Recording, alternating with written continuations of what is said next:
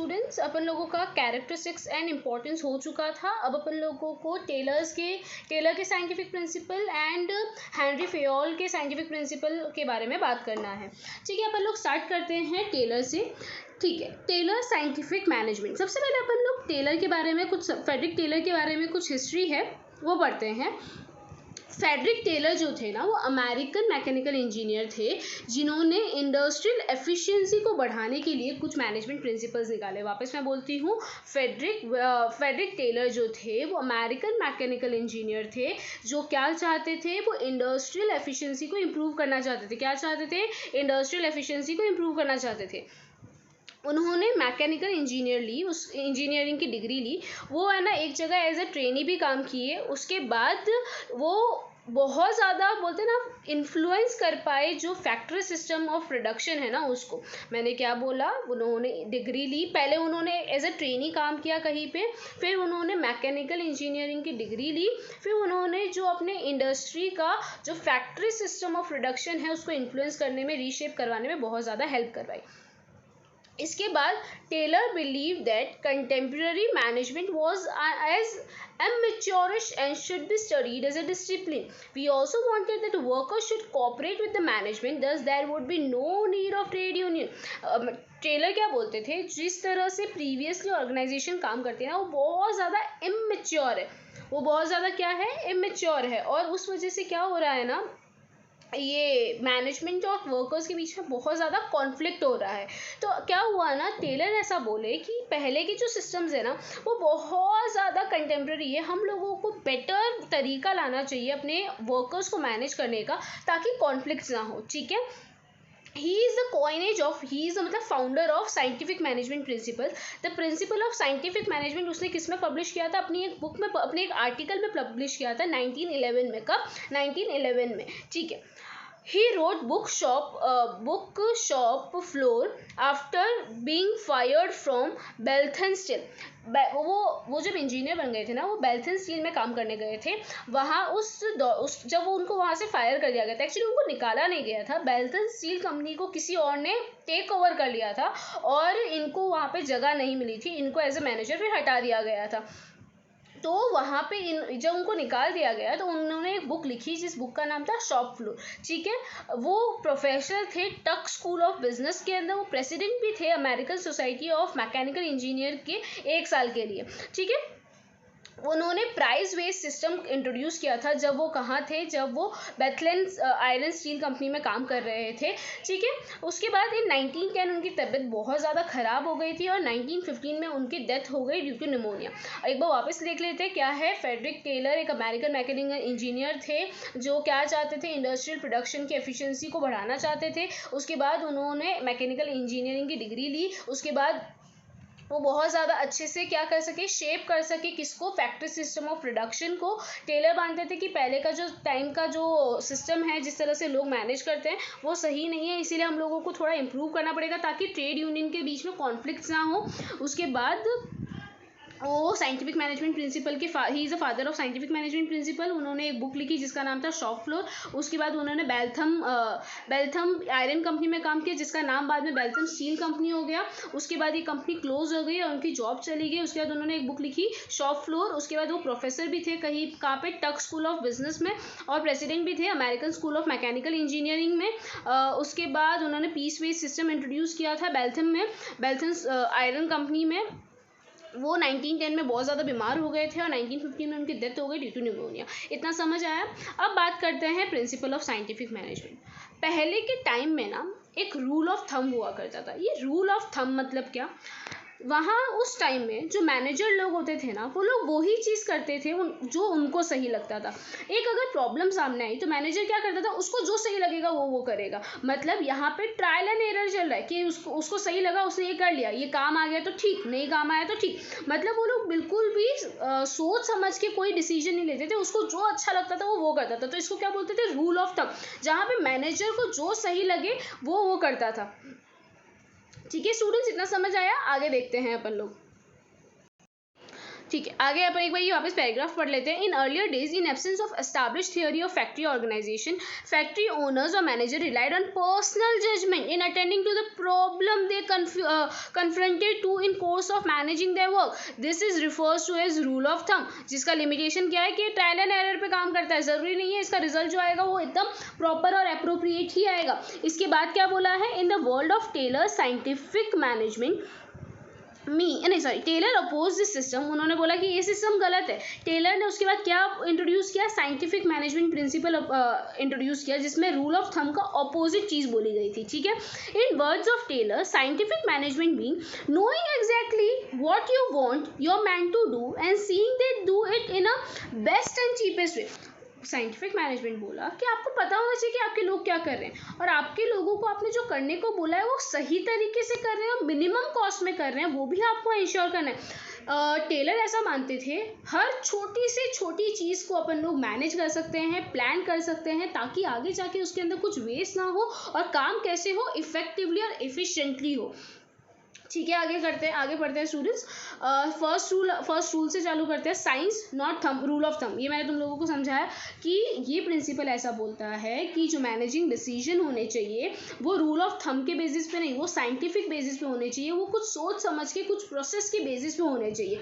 ठीक है, एक बार पढ़ लेते हैं. There should be scientific study and analysis of each element of a job in order to replace the old rule of thumb approach और hit and miss method. क्या बोल रहे हैं, एक प्रोसेस, एक स्टडी होनी चाहिए, एक एनालिटिकल प्रोसेस होना चाहिए जिससे आप अपनी जॉब को किस तरह से करने वाले वो आपको पता होना चाहिए. ऐसा नहीं रूल ऑफ थंब कि आपको जो अच्छा लगे आप वो करो. रूल ऑफ थंब को हिट एंड मिस भी बोला जाता है, या फिर वो सही निशाने पे लग जाता था या फिर मिस हो जाता था, तो ये तो गलत चीज़ है. तो टेलर क्या बोलते हैं, साइंटिफिक मेथड फॉलो करो ताकि आपके जो गोल्स है वो अचीव हो ही हो. ठीक है. Second, Taylor believed that to be efficient we should develop substitution of rule of thumb. आप लोगों को अगर efficient होना है तो rule of thumb को हटा के अपन लोगों को scientific method लानी पड़ेगी. Scientific method में क्या क्या होता है, investigation करते हैं अपन पुरानी method के ऊपर, उसके बाद अपन work study करते हैं कि किस तरह से अपन को काम करना चाहिए, फिर अपन best practices ढूंढते हैं कि इस काम को करने का बेस्ट तरीका क्या होता है, एक स्टैंडर्ड सेट करते हैं कि सब लोग इसी तरह से काम करेंगे. तो उस काम में फेलियर होने की चांसेस बहुत कम हो जाते हैं ना, क्योंकि सब अपने हिसाब से थंब ऑफ रूल अप्लाई नहीं कर रहे, सब एक साइंटिफिक प्रोसेस फॉलो कर रहे हैं जिस वजह से आपका काम फुलफिल हो जाएगा. तो फर्स्ट क्या है, science not rule of thumb. Second आते हैं हार्मनी नॉट डिस्कॉर्ड. मतलब सेकेंड रूल ये बोलता है कि जो मैनेजर है और वर्कर्स है ना, उन दोनों के बीच में एक हार्मनी होनी चाहिए. मैनेजर जो है ना वो टॉप मैनेजमेंट और वर्कर के बीच का लिंक है. मैनेजर का काम है वर्कर से काम निकालना, तो बहुत हाई चांसेस है कि इन दोनों के बीच में क्या होगा, कॉन्फ्लिक्ट होगा ही होगा. तो इस कॉन्फ्लिक्ट को अवॉइड करना बहुत इंपॉर्टेंट है. मैनेजर को ये समझना पड़ेगा कि वर्कर्स का काम भी उतना ही इक्वली इंपॉर्टेंट है जितना मैनेजर का काम है. दोनों को एक दूसरे के काम की रिस्पेक्ट करनी पड़ेगी और दोनों को एक दूसरे के साथ मिलकर चलना पड़ेगा. हार्मनी नॉट डिस्कॉर्ड एक बार पढ़ लेते हैं. Managers serve as a link between owners and the workers. Since as a manager they had the mandate to get work done. उनका काम क्या है, get the work done from the workers. It should not be difficult for you to appreciate that there always exists possibility of kind of class conflict. हो सकता है conflict होगा इन दोनों के बीच में. There should be complete harmony between manager and workers achieving organizational goal. To achieve this mental revolution, ये achieve करने के लिए दोनों के बीच में हार्मनी के लाने के लिए अपन लोगों को एक मेंटल रिवॉल्यूशन, मतलब उन लोगों की सोच को बदलना पड़ेगा. जहाँ पे एक किसी को सुपीरियर मानता है, एक किसी को सबऑर्डिनेट मानता है, दोनों की ये सोच चेंज करनी पड़ेगी कि तू छोटा या मैं बड़ा. उसमें अपन लोगों को ऐसी सोच लानी पड़ेगी कि इसके बिना मेरे को नहीं चलेगा, मेरे बिना इसको नहीं चलेगा. तो ये टाइप के आप सोच करोगे ना तो दोनों साथ मिलके काम कर पाएंगे, एक ऑर्गेनाइजेशन के गोल को अचीव होने में ज़्यादा बेनिफिट मिलेगा. तो आया समझ, हार्मनी नॉट डिस्कॉर्ड. ठीक है, आते हैं कॉपरेशन नॉट इंडिविजुअलिज्म. ये भी हार्मनी के ऊपर ही बेस्ड है. इसके अंदर ऐसा बोला जाता है कि जो मैनेजमेंट है ना वो सारे डिसीजन खुद से ना ले, वो अपने एम्प्लॉय को भी इन्वॉल्व करे, वो उनको भी कुछ बोलते हैं ना रिस्पॉन्सिबिलिटी सौंपे, उनको भी बताए कि तुम लोग भी एक हमारे ऑर्गेनाइजेशन का इंपॉर्टेंट पार्ट हो। कॉपरेशन नॉट इंडिविजुअलिज्म मतलब वापस एक बार समझ लो, इसमें भी अपन लोगों को हार्मनी ही मेंटेन रखनी है, इसमें अपन लोगों को कोऑर्डिनेशन मेंटेन रखना है वर्कर और किसके बीच में, मैनेजमेंट के बीच में। पर यहाँ पे अपन लोगों को वर्कर्स को अपने मैनेजमेंट डिसीजन में इन्वॉल्व करना है, और अगर उनके डिसीजंस की वजह से, उनकी स्ट्रैटेजी की वजह से अगर मैनेजमेंट को कोई फायदा होता है तो उनको अपन को रिवॉर्ड्स भी देने हैं। एक बार देख लेते हैं, this principle is extension of principle of harmony, जैसे मैंने तुमको बोला वो इसका एक्सटेंशन ही है। Competition should be replace by cooperation, ये दो क्लासेस के बीच में कोई कॉम्पिटिशन नहीं होना चाहिए, इनके बीच में क्या होना चाहिए, कॉपरेशन होना चाहिए, ठीक है।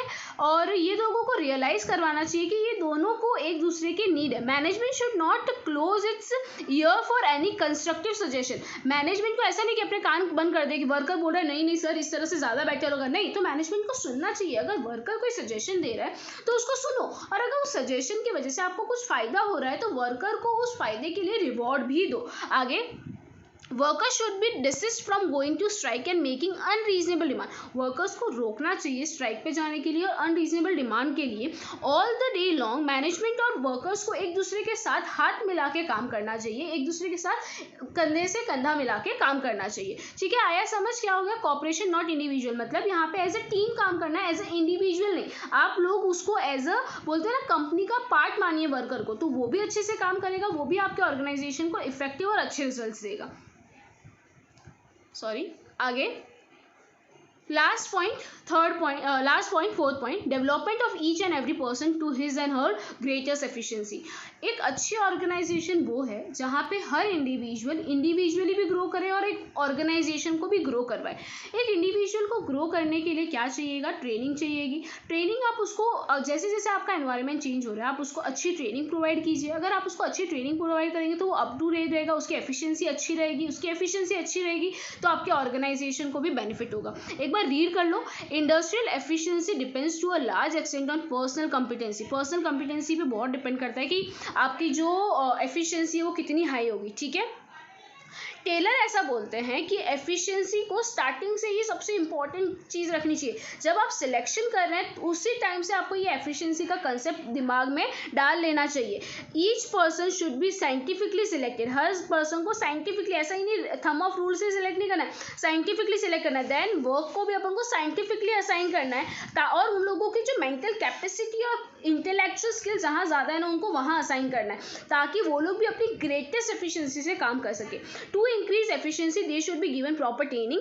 Efficient employee would provide more and earn more. obviously बात है, जितना अच्छा एम्प्लॉय, जितना एफिशिएंट एम्प्लॉय उतना ज़्यादा आपको पैसा मिलेगा। It ensures growth of both individual, efficiency की वजह से उस इंडिविजुअल का भी ग्रोथ होगा और कंपनी का भी ग्रोथ होगा। तो बेसिकली क्या बोल रहे हैं कि किसी भी बंदे को जब आप सिलेक्ट करो, अगर वो बंदा मैथ्स में अच्छा है तो उसको मैथ्स की फील्ड में ही डालो, ताकि वो एफिशिएंटली काम कर सके, वो खुद भी ग्रो कर सके और आपकी ऑर्गेनाइजेशन को भी ग्रो करवा सके। एक बार रिवाइज कर लेते हैं, चारों पॉइंट क्या थे। First, science not rule of thumb, scientifically सोचो, रूल ऑफ थंब तुक्केबाजी नहीं। उसके बाद हार्मनी लाओ, उसके बाद कोऑपरेशन लाओ, उसके बाद डेवलपमेंट लाओ, इंडिविजुअल को डेवलप करवाओ। वापस science not rule of thumb, उसके बाद हार्मनी लाओ, कॉपरेशन लाओ, development of each and every individual to his greatest efficiency. Okay students,